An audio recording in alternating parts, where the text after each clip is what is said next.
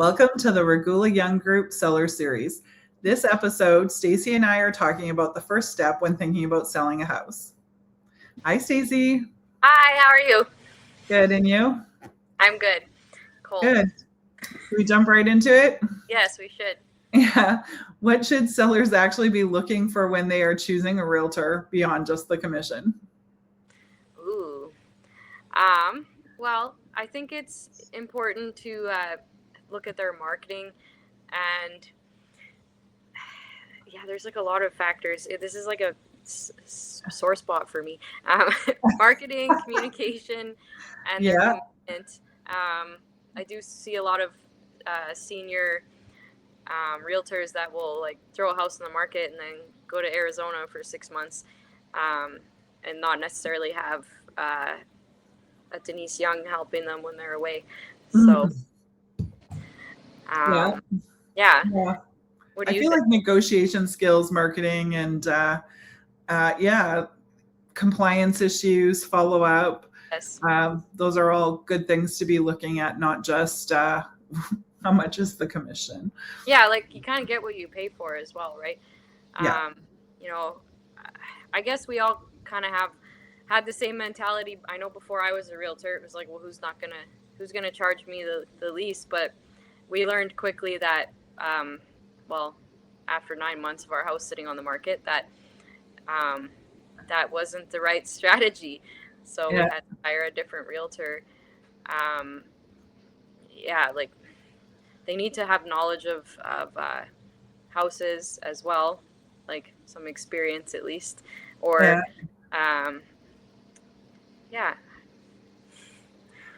what are most sellers? Most sellers are only seeing the showing side. What are things that a good realtor is doing behind the scenes that sellers often don't even realize? It's a tricky one. Well, again, probably marketing. And like a lot of my marketing isn't something that my seller sees necessarily. And again, compliance and follow up and negotiation. When I'm following up with buyers, when I'm following up with agents, or I'm calling agents to let them know about the property, sometimes I'm doing research into things that are like that I get in from feedback. Like I had a house on the market last year. It was the only one without a garage in the neighborhood. So, what did I do? I went and got quotes from a couple of places so that it kind of helped. Everyone was expecting a garage. So this is how much more it would be for a garage. So like now you can see why it's priced the way it's priced. And I don't think sellers understand how much time goes into doing a market analysis as well. Like, because I might be sitting on my couch while I'm doing it doesn't mean that I'm not spending 3 hours digging through the neighborhood, areas, and especially rurally. Sometimes we have to reach out or look at like similar towns if there's no comparables in the area. So, we don't just, I know for me and you, we don't just pull a price out of our hat for fun. So there's a lot of backup behind my answers. I literally went and, drove an hour to go look at a house that was currently on the market to see how it compared to my client's house that could be coming up, right? Like checking out similar listings. And then also, like, once we put the house on the market, I know for us that we'll continue to monitor the area to see if, price reduction is needed. We're chasing other agents for feedback. These are all things that they don't see us doing. Also, paid advertising for the listings. And we're spending a lot of time even just marketing ourselves and growing our social media followings, which gets more exposure for their listings, right? So I think we don't just drive around and show houses, despite what people think. So there's a lot of commitment that should be happening behind the scenes, but there's a lot of realtors out there, and you need to find the one who's going to work the hardest for you. Yeah. Also, when we're talking about selling, what's the biggest cost sellers are often surprised about besides the commission? Like, I mean, everyone knows that they're going to pay a realtor commission, but what about the surprises? I always find it's penalties and bridge financing are the two that people are like shocked about. Yeah, I think a lot of people don't realize, the penalties associated with selling after 2 years. Um, but also, I always try to get sellers to talk to their bank before they sell as well. Like, we shouldn't just be pointing buyers to their bankers and mortgage brokers. Um, they should be talking to them about selling too. So, Yeah, for sure. And both the topics that I find are surprising to sellers are both bank issues. They're the penalties involved in breaking the mortgage, and if you got that promo rate, that could be a really huge um, money right there. And then bridge financing in order to be able to move into your house before your new house before moving out before like having to give possession of your old house. You need that bridge financing, right, to make that smooth move instead of moving somewhere else, leaving possession of your house to the buyers and then getting your money and then moving into your new house, because you need that money to secure the new house, right? yeah. So in order to do that, the bank charges a pretty penny for interest because it's such a short-term loan. So I always like my sellers to talk to their bank early on that.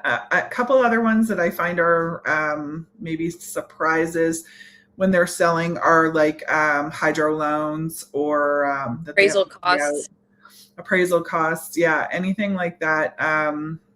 So yeah, it's really important to have that one-on-one meeting with your realtor ahead of time so that we can go over all the things, and that is some part of what we chat about when we do a seller consultation. Yes. And so yeah, so that was costs. What are some of the most common issues that hold sellers back from getting top dollar, and how do we usually help handle those? Cat pee. Sorry.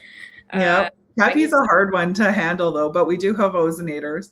yeah, so we both have purchased ozonators and this mystical box that a lot of people don't know about. It Yeah, basically chlorinates the air. It's not the healthiest thing for your plants or pets, so you have to no, have, everything has to be removed. but it will help kill a smell.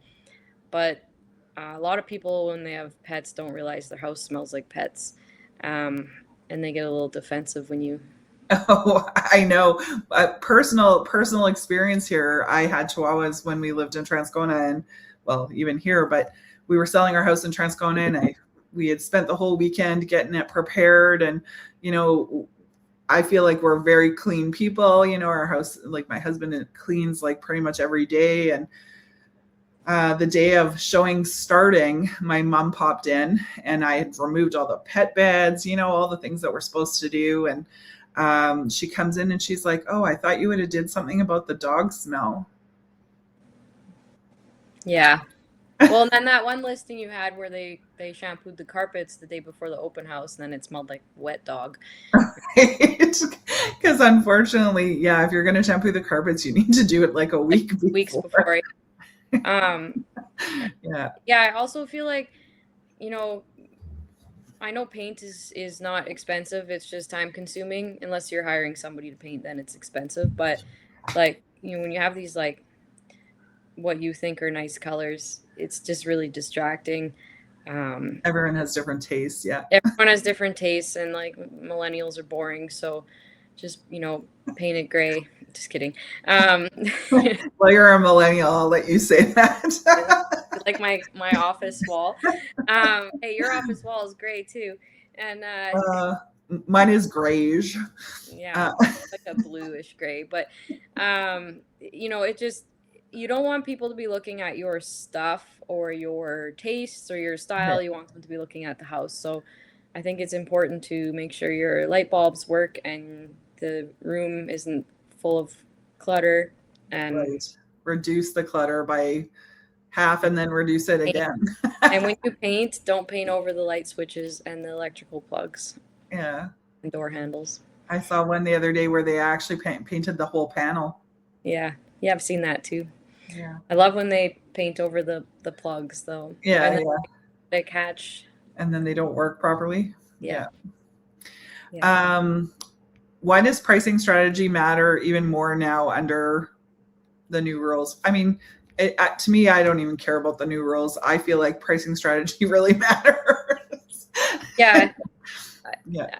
I feel like it's really important to, be competitive. So. Yeah. Your most important time on market is the first 2 weeks. So if you go in with the wrong pricing strategy, it's, and you don't correct it immediately, like you've lost all your momentum, right? So it's hard to get that back.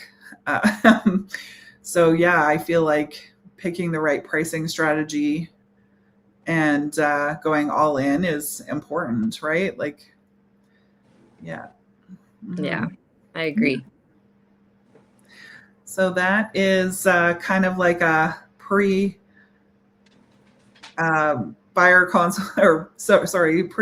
consultation type questions. Thank you for listening. And if you find it helpful, subscribe, like, and share, and we'll see you in the next episode.